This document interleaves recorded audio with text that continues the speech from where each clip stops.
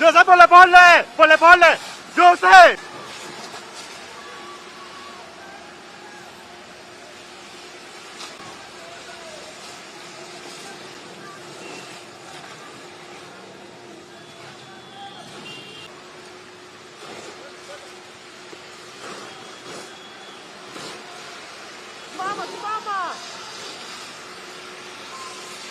Simama. Tulia.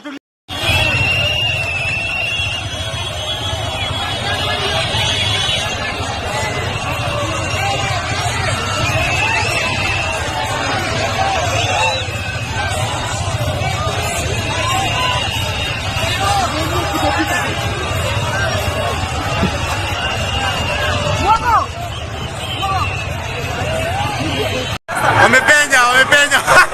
Wamepita. Gaya askari wameenda. Woi ni yao. Bas. Wamepenya. Wamepita. Gaya askari wameenda. Woi ni yao. Bas.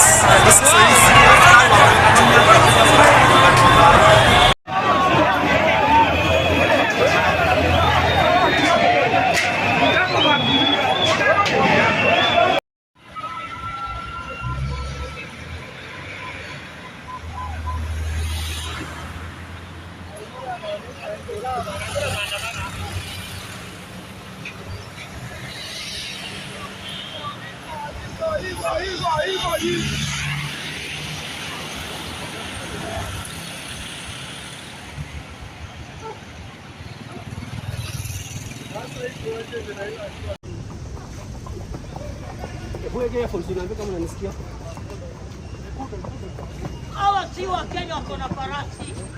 Inastahili wameshia ndio alikuwa na shout sana huyo. Hata mitanda vizuri. Hata kuniruka.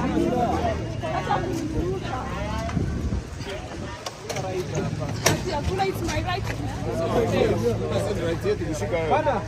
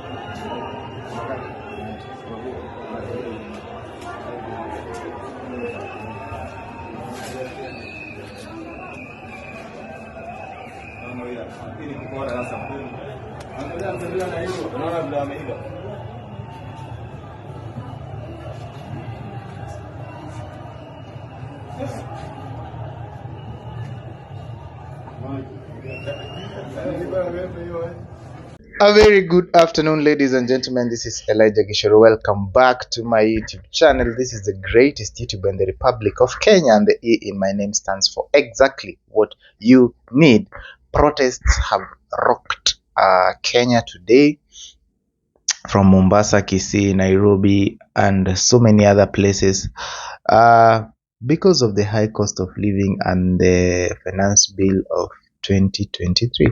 So these protests are courtesy of the opposition leader in Kenya, Raila Odinga, who ordered all his followers to go on protests today, labeled Sabasaba. So Sabasaba simply stands for 7th of July, July being the 7th month. And Sabasaba is a day that has had a very long history in terms of protests in this country, because even at the time, at the peak where we had opposition during the Moi regime, that is where Sabasaba became prominent, and people were agitating for their rights. People were agitating for better governance. People were agitating for democracy. People were agitating for so many other things, and that was the rebirth of Sabasaba protests, for those who don't know. So it started a while ago, and Raila was still in politics. Man, this guy is old. He was still in politics. He did Sabasaba those days, and he is doing them even today. So the plan today is people to protest all over the country, and also the opposition leaders will converge at Kamukunji grounds, where they will address the gathering that will be there, as well as march towards the Nairobi CBD. Okay, this is something they have never been able to do, because the police always repulse them before they get to the Nairobi CBD. But today, there were some protesters in Nairobi CBD who were arrested and will be arraigned in court in due time. Or I'm not sure if they will be released on police bond or something like that. But that is the situation on the ground right now. They have been arrested. Some have been tear gassed, and some have some have just been harassed. You see for yourself from the videos. And that is the situation right now. So tear gas, water cannons, police brutality, and things like that, just to repulse all the protesters who are currently on the road, and they are protesting the high cost of living, the finance bill of 2023, increased taxes, and things like that. Early in the morning, Thika Road, a section of Thika Road from Utalii, transport was paralyzed as protesters took to Thika Road to barricade the road. Some threw stones at buses, but the police came in handy to rescue the situation and resume normalcy. So that has been the situation in Kenya today, and let us wait and hear what the opposition leaders will have to tell their supporters, since this was their plan day. They really hyped this event. They made adverts, they made calls for people to attend. They did so much to rally people, and true to their efforts, some people have actually joined the protest, and they are making the police have running battles. So we have seen police deploy arsenal ranging from tear gas canisters, police on horses. We have seen water cannons. We have seen police with very long rungus trying to disperse supporters, and it is a scene that is not very good to behold, because this makes paralyzation of businesses. People are unable to go to work. People are unable to open their businesses for fear of looting. When you have such protests, protesters tend to take advantage of the chaos and the mayhem to loot from shops, to loot from businesses, and this makes it very hard for businesses to thrive. Bearing in mind the cost of living is already high, it's at an all-time high already, and then you add this burden again to people who should pay rent for their business premises, people who should pay for utilities at their business premises, and therefore it becomes very, very ugly. So we are waiting for the opposition leader Raila Odinga so that we know, is this the last day of protest, or are they planning to add or to increase the number of protests in this country or something like that. So let us wait and see what is in store for Kenyans. But in the meantime, wherever you are, kindly stay safe and avoid places that could jeopardize your peace or your well-being and things like that. It's also good to stay in places that will not get you into trouble. Okay. Yeah, so that is the reason for the protests. We don't know for how long the protests are going to go on, but the police have really taken a toll on the protesters, and it is not easy even for the protesters. Human rights organizations like the Kenya Human Rights Commission, they have taken to Twitter to condemn the police brutality. Now, according to the Kenyan constitution, it is allowed for protesters to protest peacefully. That is the new constitution 2010. It allows people to give police notice, to even get police protection, and picket or demonstrate peacefully, unarmed, and not causing any destruction of property or destruction or interference with people's lives and things like that. So it's allowed in the law, and that's why human rights organizations are coming out to call out the government, because they're saying, if this is allowed in the law, why aren't you allowing us to protest?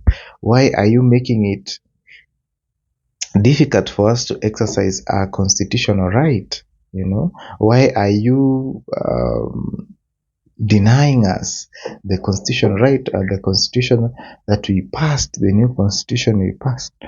That is the reasoning, that is the argument of these human rights organizations that are on the streets with cameras to record all the human rights violations. They are posting pictures and things like that, but the government is hearing none of it, because we have also seen instances where protests have been violent. We've seen supermarkets being looted, we've seen businesses going down, we have seen people unable to go to work, like on Thika Road, people being stoned. So it's a highly delicate balance between allowing people to peacefully picket and actually people peacefully picketing, because people already annoyed with the government because of the high cost of living. Remember, this government started off by telling us about how they'll reduce the cost of everything, and they will make life bearable to the common mwananchi. In fact, their campaign slogan was hustler, or the low in the society, and how they uplift them. But now people have come to realize that this was just a campaign promise, and people are not willing to wait anymore to be able to see the government realize its promises. So people are seeing like it's a government that just came in and doesn't care about them anymore, and all they see is the government just trying to make life more difficult for them every single day. Rise in NHIF rates, rise in NSSF rates, increased VAT on fuel, increased housing levy. It's a new bill to Kenyans, increased excise duty, and so many other rising costs that have really made life completely unbearable for the common mwananchi. And that's why you see they have even the time to protest. Most of these people are unemployed, they don't have a source of income, they live from hand to mouth, and at the slightest provocation they will do anything to call out the government or to fight with the government, so that they will be able to get they'll be able to get the attention of the government and see if the government will change its ways. Guys, thank you so much for watching. That has been my time. I'll be here to bring you everything that is worth your time. This is yours truly, Elijah Gishoro. Like, comment, subscribe, watch and share this video with your friends and family so that we build a very big community that will discuss every topic. In the meantime, thank you for watching. Adios.